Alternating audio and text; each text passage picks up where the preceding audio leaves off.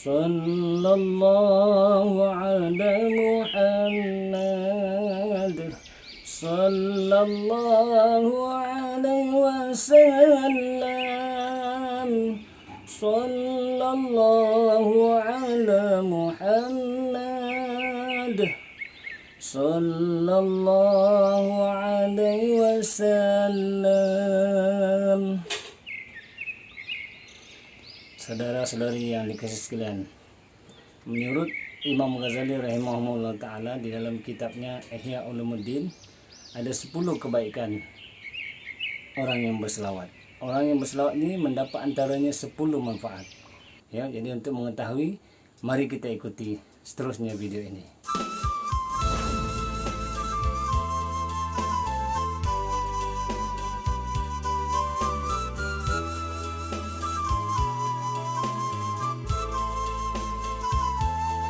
Assalamualaikum warahmatullahi ta'ala wabarakatuh.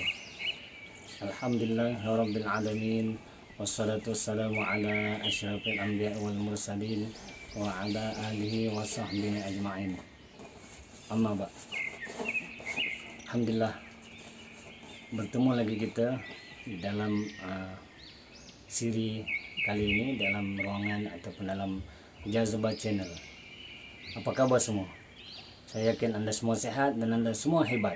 Sebab itu Anda mengikuti Jazbah Channel ini. Moga-moga dengan Anda rajin mengikutinya, kita akan dapat sama-sama manfaat. Dan insya Allah di masa ke semasa akan mengurangkan kejahilan kita. Dan dengan itu akan menambahkan amal bakti kita kepada Allah Subhanahu Wa Taala. Insya Allah. Jadi saudara-saudari yang dikasihi sekalian, kali ini mari ikuti dan dengar baik-baik. Saya akan berkongsi bersama kita tentang kebaikan berselawat. Ya, 10 kelebihan orang yang berselawat kepada Rasulullah sallallahu alaihi wasallam. Ada 10 kebaikan yang didapati mengikut yang telah diperkatakan oleh Al-Hujjatul Islam Imam Ghazali rahimahullah taala. Ya. Kata Imam Ghazali rahimahullah taala, bila kita selalu berselawat, kita akan dapat 10 kelebihan, 10 manfaat. Ya.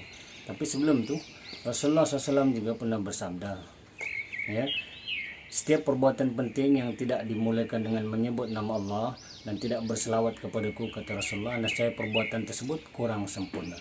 Sebab itulah apa saja yang kita lakukan, kita mestilah mulakan dengan menyebut nama Allah, Bismillahirrahmanirrahim, ataupun terus berselawat, Allahumma salli ala Sayyidina Muhammad wa ala alihi washabihi wasallim, sekurang-kurangnya. Kerana barulah dianggap sempurna pekerjaan kita itu. Baru dianggap sempurna pekerjaan kita. Kalau kita berselawat saja pun terus sebut Allahumma salli ala Sayyidina Muhammad pun kita dah dianggap menyebut nama Allah dan menyebut nama berselawat kepada Rasulullah sallallahu alaihi wasallam. Ya, jadi mengikut Imam Ghazali rahimahullah taala di dalam kitabnya, ya. Imam Ghazali kitabnya Ihya Ulumuddin mengatakan, sungguhnya berlipat gandanya pahala selawat atas Nabi sallallahu alaihi wasallam itu adalah kerana selawat itu bukan hanya mengandungi satu kebaikan sahaja, melainkan mengandungi banyak kebaikan. Sebab banyak kebaikan itu dia meliputi 10 perkara, kata Imam Ghazali. Yang pertama, pembaharuan kepada iman kita kepada Allah Subhanahu Wa Taala. Artinya dengan berselawat itu kita dapat memperbaharui iman kita. Ya, itu yang pertama. Yang kedua, pembaharuan iman kita kepada Rasulullah sallallahu alaihi wasallam. Artinya menambahkan lagi keyakinan kita, menambahkan lagi iman kita kepada Rasulullah sallallahu alaihi wasallam dengan kita banyak berselawat.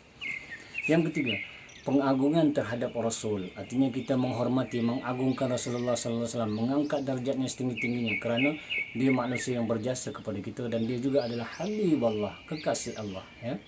Yang keempat, dengan pertolongan Allah memohon kemuliaan baginya. Artinya dengan pertolongan Allah kita berselawat ini kita memohon kemuliaan baginya yang sebenarnya dia memang dah mulia. Tetapi sebagai adab kita, ya, kita berselawat kerana memohon pertolongan Allah dan memohon kemuliaan baginya. Yang kelima, pembaharuan iman kepada hari akhirat dan pelbagai kemuliaan. Yang kelima, dengan berselawat tu iman kita bertambah, kita membaharui iman kita tentang keyakinan hari akhir, ya. Yang keenam, selawat juga merupakan zikrullah. Selawat juga merupakan salah satu zikrullah.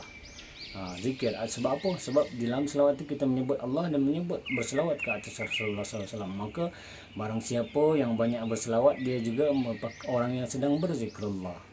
Yang ketujuh, menyebut orang-orang saleh.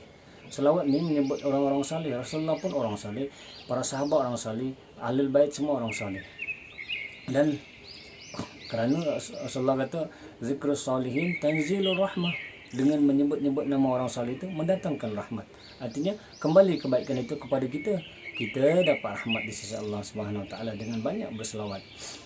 Yang ke-8 kata Imam Ghazali, menampakkan kasih sayang kita kepada mereka. Mana dengan banyak berselawat ni menampakkan, membuktikan kita ni sayang, kasih kepada Rasulullah sallallahu alaihi wasallam dan para sahabat dan orang-orang saleh yang lain. Yang ke-9, bersungguh-sungguh dan tadarru, yakni merendah dalam berdoa. Dengan berselawat kita sungguh-sungguh, kita ada rasa tadarru, merendah diri dalam berdoa. Maknanya biasanya doa itu hendaklah dibaca dimulakan dengan selawat. Maka itu maksudnya kita berdoa dan tadarru sungguh-sungguh. Ya. Yang ke-10, pengakuan bahawa seluruh urusan itu berada di dalam kekuasaan Allah Subhanahu Wa Taala. Kita mengaku bahawa bukan urusan kita. Semua kekuasaan urusan itu adalah berada dalam urusan Allah Subhanahu Wa Taala. Inilah 10 kebaikan yang disebutkan oleh Imam Ghazali rahimahullah taala. Jadi kenapa kita nak berselawat? Ya, selain pada kebaikan 10 itu, kita berselawat ini kerana yang pertama kita mengambil tabarruk dipanggil. Kita mengambil apa? Kita berselawat kepada Rasulullah SAW kerana kita bertabarruk. Tabarruk maksudnya memohon keberkatan. Ini sesuai dengan sabda Nabi sallallahu alaihi wasallam tadi lah. Ya, tidak sempurna setiap perbuatan penting yang tidak dimulai dengan nama Allah dan tidak berselawat kepadaku, maka nescaya perbuatan itu dianggap kurang sempurna. Maka kita berselawat ni kerana mengambil tabarruk, memohon keberkatan. Keberkatan Rasulullah SAW dengan berselawat itu doa kita dimakbulkan. Kemudian, kenapa kita berselawat? Kerana itu kita memenuhi hak Rasulullah sallallahu alaihi wasallam sebagai rasul, sebagai pesuruh Allah, sebagai perantara antara Allah dengan hamba-hambanya yang lain. Maka itu hak Rasulullah, kita berselawat kepadanya, tanda kita terima kasih kepada Rasulullah sallallahu alaihi wasallam. Kerana Rasulullah juga menyebut dalam hadis yang lain, belumlah bersyukur kepada Allah orang yang tidak berterima kasih kepada manusia. Belumlah bersyukur kepada Allah orang yang tidak berterima kasih kepada manusia. Lam yashkurullah wa lam yashkurun nas, di Quran ayat ni. Artinya, tuan-tuan, saudara-saudari yang mengikutinya, ya, kalau orang bagi kita hadiah, kita tak berterima kasih kepada orang itu, sama lah juga kita tidak berterima kasih kepada Rasulullah. Itu maksud Rasulullah. Ya, jadi sekarang ni Rasulullah sallallahu alaihi wasallam menyampaikan iman dan Islam, sehingga nikmat itu kita dapat rasai hari ini. Kita beriman, kita Islam. Maka patut sangatlah kita berterima kasih kepada Rasulullah sallallahu alaihi wasallam, tanda kita bersyukur kepada Allah Subhanahu Wa Taala. Ya. Kemudian apa kelebihan orang yang berselawat ini? Apa kelebihan orang berselawat ini? Saya ringkas-ringkaskan supaya tidak terlalu panjang, ya. Tapi kalau panjang juga saya mohon maaf lah. Tapi moga ada kebaikannya untuk kita. Ya. Saya nak bawa satu kisah kepentingan berselawat, kehebatan selawat ini. Ya. Saya nak bawa beberapa kisah lah, bukan satu kisah. Saya pendek-pendekkan. Tapi tujuannya untuk kita dapat semangat, untuk kita sungguh-sungguh supaya kita selepas mendengar ini, selepas kita mengetahui ini, kita tidak lagi melengah-lengahkan, meremeh-remehkan selawat ke atas Rasulullah SAW. Kalau boleh, selawat kepada Rasulullah SAW itu menjadi amalan kita setiap hari. Istiqamahkan. Ya. Apabila Allah Subhanahu Wa Taala mencipta Nabi Allah Adam, Nabi Allah Adam telah diciptakan jasadnya, maka ditiupkan rohnya ke dalam jasadnya. Maka hiduplah Nabi Allah Adam alaihissalam. Bila hidup, mula-mula sekali yang terbuka dalam mata Adam. Bila terbuka matanya, dia melihat di syurga begitu indah. Dan tiba-tiba dia terpandang satu kalimah di atas pintu syurga yang indah itu. Kalimah itu tertulis La ilaha illallah Muhammadar Rasulullah. Apa dia tuan-tuan? La ilaha illallah Muhammadar Rasulullah. Itulah kalimahnya. Jadi Nabi Adam pun bila terpandang tu ada Muhammad Rasulullah, maka dia terfikir-fikir juga, adakah Allah Subhanahu Wa Taala menciptakan makhluk lain selain dari dia yang lebih mulia? Maka dia tak sabar ingin tahu adakah benar Allah Subhanahu Wa Taala mencipta makhluk lain. Dia pun bertanya kepada Allah Subhanahu Wa Taala. Walaupun Allah Maha mengetahui pertanyaan itu, tapi Allah menjawabnya. Benar, wahai Adam, kata Allah, benar wahai Adam, saya memang ada mencipta makhluk yang lebih mulia dari engkau. Tapi hamba Allah itu dia adalah cucu engkau juga. Dia adalah nabi akhir zaman yang akan diutus pada akhir zaman nanti membawa mukjizat yang besar. Itulah Nabi Muhammad Rasulullah, nama yang awal-awal dilihat oleh Adam di syurga. Itu satu kisah pertama tentang Nabi Allah Adam, tentang selawat. Yang kedua, Nabi Allah Adam ni setelah dia berseorangan di syurga penuh kenikmatan, tiba-tiba dia teringin nak berpasangan. Ya, bila dia teringin nak berpasangan, dia mengadu kepada Allah, dia mau pasangan. Maka Allah ciptakanlah pasangan Adam ini alaihissalam, iaitu siapa? Yang kita dah maklumi, Siti Hawa alaihissalam. Siti Hawa alaihissalam diciptakan oleh Allah Subhanahu wa taala dengan mengambil Allah memerintahkan malaikat mengambil satu tulang rusuk kiri Adam. Satu tulang rusuk kiri Adam. Ya, artinya satu daripada tulang rusuk kita kaum lelaki ini diambil oleh Allah SWT untuk menciptakan Siti Hawa. Ada orang tak percaya tu, tak percaya kira lah. Sebelah tulang rusuk kiri kita ni memang kurang satu daripada sebelah tulang rusuk kanan orang lelaki, ya. Orang perempuan tak samalah. Maka pendek cerita, diciptakanlah Siti Hawa yang begitu menarik, yang begitu cantik, Siti Hawa ni. Siti Hawa ni ibu kita jugalah. Adam tu bapa kita, Siti Hawa ibu kita. Jadi bila dah terciptanya Siti Hawa, Nabi Allah Adam alaihissalam teringin, terpikat, jatuh hati dengan Siti Hawa, dan dia ingin mengahwini Siti Hawa. Maka dia memintalah kepada Allah, ya Allah, kahwinkanlah aku dengan Hawa. Aku terpikat dengannya, aku teringin dengannya. Maka berfirman Allah, boleh wahai Adam, kalau engkau nak kahwin juga nak kahwin dengan Siti Hawa, boleh. Kata Allah SWT, tetapi mana mas kahwinnya? Allah SWT bertanya kepada anak Adam, mana mas kahwinnya? Jadi tuan-tuan, puan-puan, saudara-saudari, mas kahwin itu bukan cerita baru sekarang, bukan di zaman kita saja.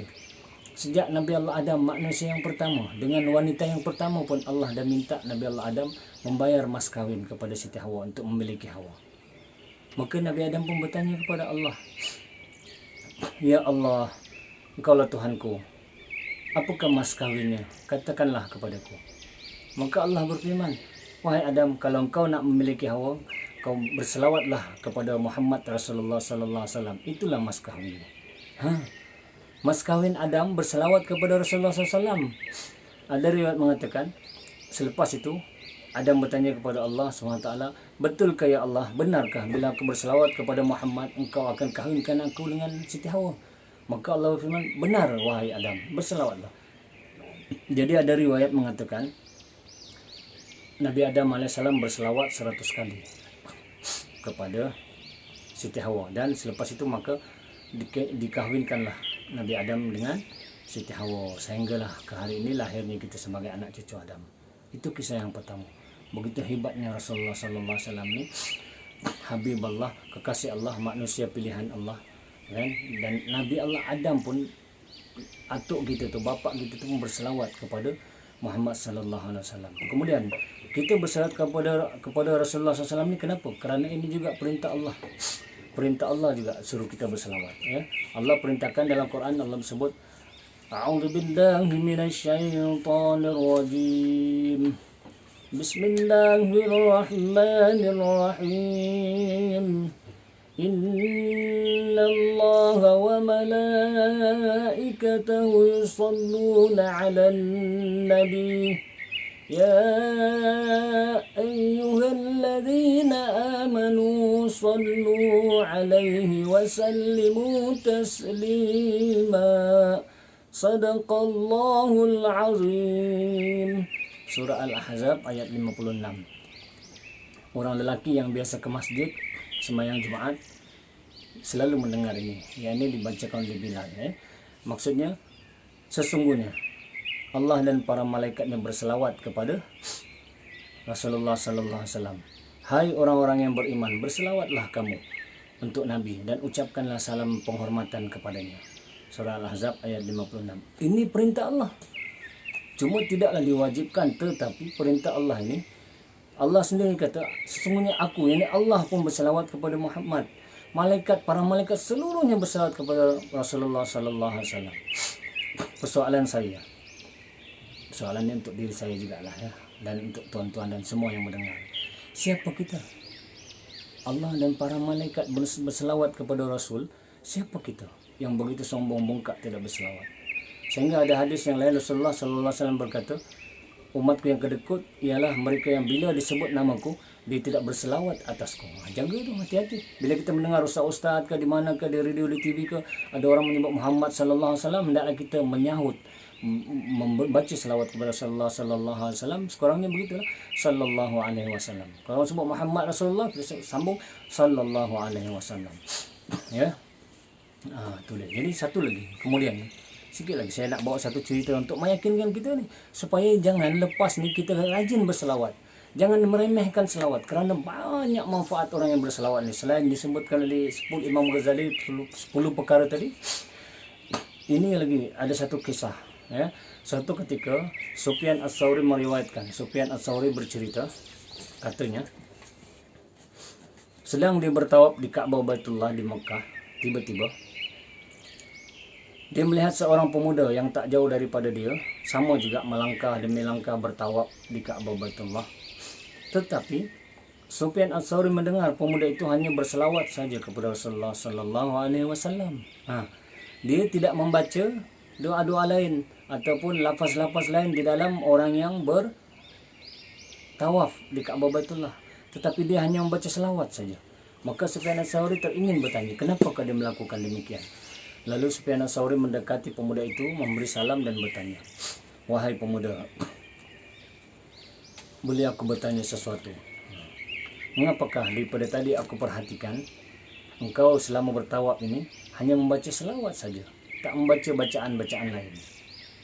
Pemuda itu pun menoleh kepada Sufyan Ats-Tsauri. Setelah menjawab salam, dia pun bertanya, wahai tuan, siapakah tuan yang bertanya pada saya ini?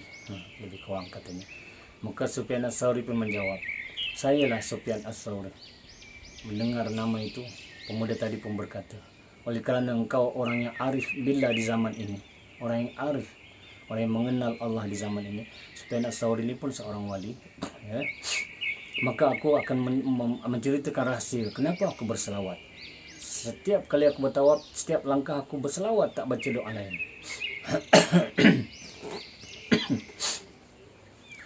Suatu ketika, kata pemuda tadi, wahai Sufyan Ats-Tsauri, suatu ketika aku dalam perjalanan bersama ayah yang ku kasihi, kami dalam perjalanan, ayah dia seorang saudagar, dalam perjalanan menuju ke Makkah Baitullah, hendak menunaikan haji dan hendak bertawaf di Ka'bah Baitullah.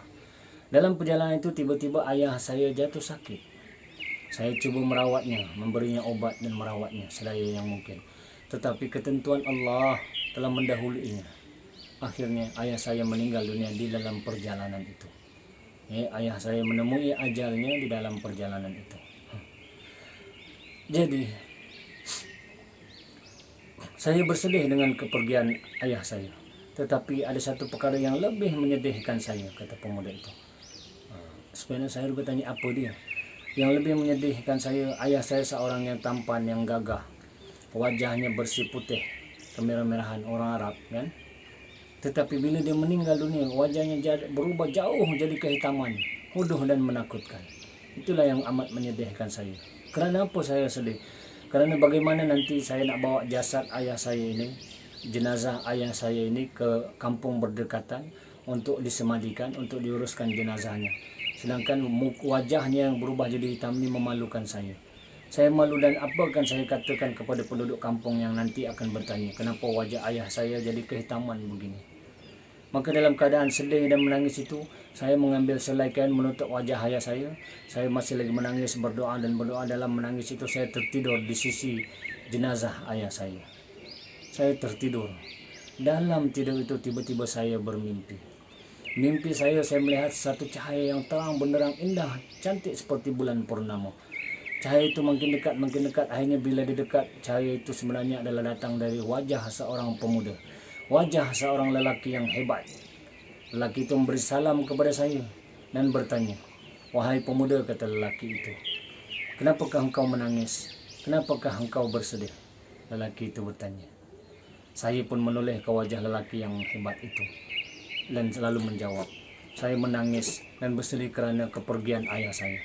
ayah saya telah meninggal dunia, kata saya. Tetapi yang paling menyedihkan, wajahnya jadi hitam.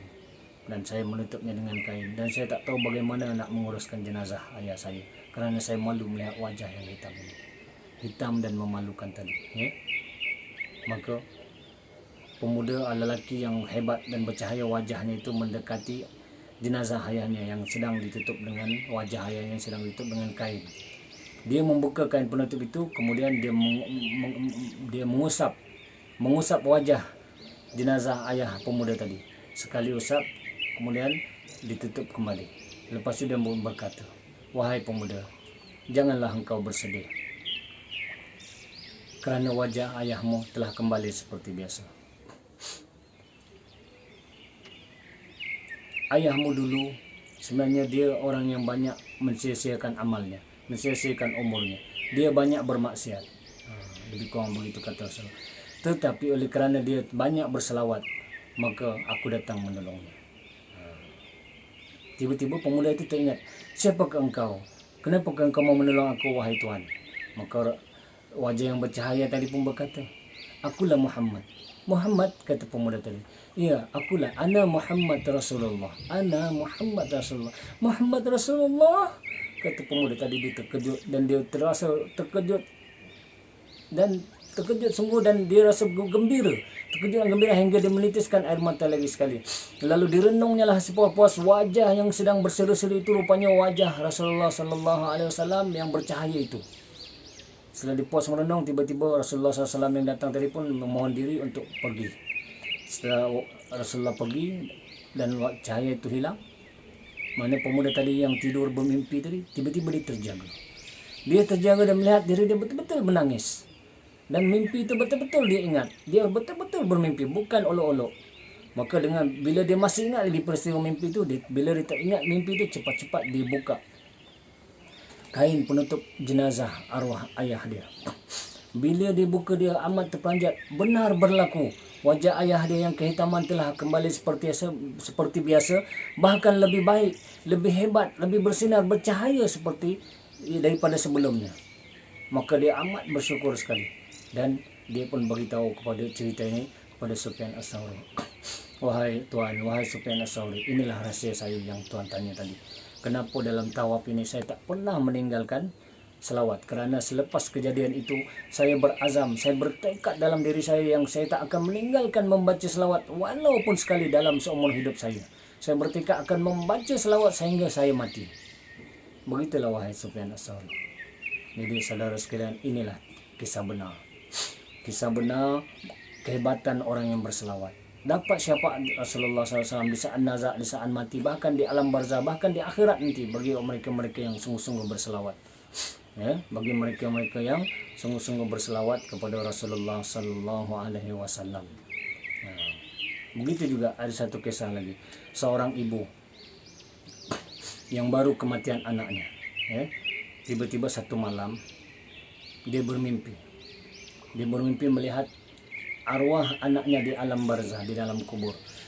Tapi mimpi itu terlalu menyedihkan hatinya.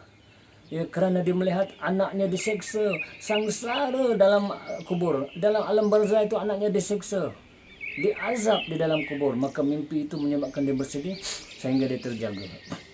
Keesokan paginya dia terus bergegas menziarahi kubur anaknya.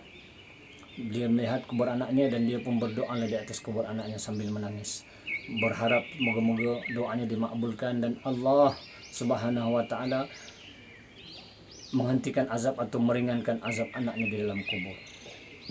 Dalam keadaan dia menangis, tiba-tiba datang seorang lelaki. Lelaki ini pakaiannya comot, pakaiannya compang-camping. Tetapi tiba-tiba lelaki ini berhenti di perkuburan itu tak jauh daripada ibu yang sedang menangis tadi. Lelaki itu berdiri menghadap ke arah semua kubur. Kemudian dia berselawat, berdiri dan berselawat agak lama. Selepas itu barulah dia berundur dan minta diri. Lelaki itu pun pergi. Okey, pendek cerita, perempuan tadi hanya melihat lelaki itu dan dia pun balik. Malamnya, wanita tadi bermimpi lagi sekali. Dia bermimpi lagi tentang anaknya yang di alam barzah, anaknya yang di alam kubur itu. Tapi kali ini dia bermimpi, dia keheranan. Dan dia tidak menangis kali ini. Bahkan dia bermimpi juga dia tersenyum-senyum. Dia juga gembira. melihat keadaan anaknya yang sudah berubah. Sebelumnya anaknya disiksa, diazab dalam mimpi yang sama. Kali ini mimpinya melihatkan anaknya sedang bergembira ria. Anaknya sedang menikmati kenikmatan yang tidak terhingga di alam barzah yang Allah berikan. Ya, anaknya tidak lagi disiksa, tidak lagi diazab. Kuburnya luas dan terang. Maka keherananlah wanita ini. Lalu dia bertanya kepada anaknya dalam mimpi itu, "Wahai anakku, apakah yang telah berlaku kepadamu? Sebelum ini aku melihat engkau diazab. Kenapa kali ini engkau tidak lagi diazab, bahkan kau senang lenang bergembira ria di alam kubur ini, di dalam kuburmu ini?" Lalu anak itu pun menjawab, "Wahai ibuku yang kukasihi, tidakkah ibu melihat hari itu ketika ibu sedang menangis di atas kuburku, di samping kuburku? Datang seorang lelaki yang compang-camping pakaiannya, yang comot pakaiannya, yang bertampal-tampal pakaiannya. Dia berdiri lama dan berselawat. Selawat-selawat yang dibacakan itu selepas dia habis baca, dihadiahkan kepada kami semua penghuni kubur ini. Mana semua penghuni kubur itu, perkuburan itu dihadiahkan selawat oleh lelaki yang compang-camping itu. Sebenarnya wahai ibuku, lelaki yang compang-camping itu adalah orang soleh, adalah kekasih Allah. Dia menghadirkan selawat itu dan selawat itu kepada kami semua dan diterima, dan itulah penyebabnya Allah ampunkan kami, Allah tak siksa kami, bahkan Allah bagi kami kenikmatan di alam barzah." Ya, saudara-saudari, tuan-tuan, perempuan, kisah benar, ini bukan kisah dongeng. Inilah kehebatan orang yang berselawat. Yang hidup memerlukan selawat, yang dah mati pun perlukan selawat ini. Jadi kita yang masih hidup ni jangan mengharap bila kita mati orang lain selawatkan kita, belum tentu. Maka kita masih hidup inilah peluang kita berselawat. Selawatlah sungguh-sungguh, ada macam-macam selawat yang ada. InsyaAllah kita akan belajar selawat-selawat yang lain itu bersama. Saya akan kongsikan bagaimana manfaatnya, bagaimana khasiatnya, dan apa khasiat-khasiatnya dia akan datang. Walau macam mana pun, semua jenis selawat itu mesti memang ada manfaatnya, kerana Allah dah berjanji, sungguhnya innallaha wa malaikatahu yusalluna 'alan nabi. Sungguhnya Allah dan para malaikat berselawat ke atas Nabi. Maka berselawatlah kamu dengan penghormatan kepada Rasulullah sallallahu alaihi wasallam. Selawat salam sejahtera. Kata itu perintah Allah. Maka daripada sejak hari ini, moga-moga dengan ilmu yang kita dapat ini, dengan cerita ini, mungkin ada di antara kita yang baru mendengar, azamlah dalam diri supaya kita berselawat.